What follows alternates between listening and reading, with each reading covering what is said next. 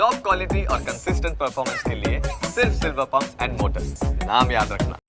મોરબીની જેલ ફરી એક વખત વિવાદમાં સપડાઈ છે। મોરબીમાં જેલમાં બંધ કેદીનો વિડીયો અત્યારે વાયરલ થઈ રહ્યો છે।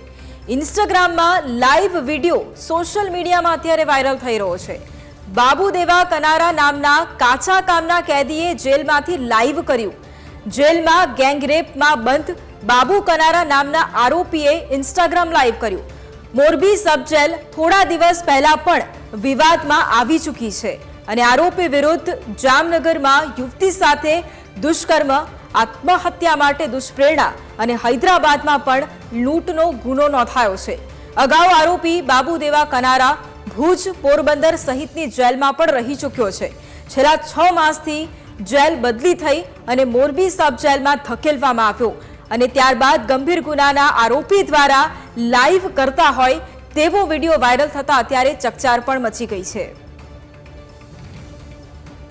તો મોરબીની જેલ ફરી એક વખત વિવાદમાં સપડાઈ છે કારણ કે મોરબીમાં જેલમાં બંધ કેદીનો વિડીયો અત્યારે ખૂબ વાયરલ થઈ રહ્યો છે। ઇન્સ્ટાગ્રામમાં લાઈવ વિડીયો અત્યારે સોશિયલ મીડિયામાં ખૂબ જ વાયરલ થઈ રહ્યો છે। બાબુદેવા કનારા નામના કાચા કામના કેદીએ જેલમાંથી લાઈવ કર્યું। જેલમાં ગેંગરેપમાં બંધ બાબુ કનારા નામના આરોપીએ લાઈવ કર્યું હતું। સંવાદદાતા ડેનિશ ફોન લાઈન પર છે। ડેનિશ, મોરબીની જેલ ફરી એક વખત વિવાદમાં સપડાઈ છે। જે પ્રમાણે જે કેદી છે તે ઇન્સ્ટાગ્રામમાં લાઈવ કરે છે તેનો વિડીયો પણ જે પ્રમાણે વાયરલ થાય છે ત્યારે સવાલ પણ ઊભો થાય છે કે કઈ રીતે તેની પાસે જેલમાં ફોન આવે છે અને સ્થાનિક પોલીસ પણ એ સમયે શું કરતી હતી?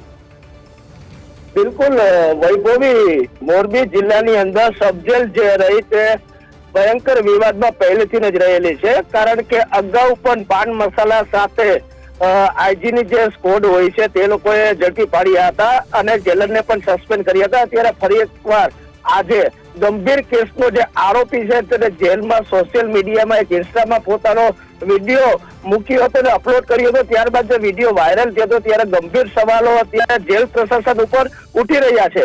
વૈભવી, બિલકુલ આભાર ડેનિશ તમામ જાણકારી માટે।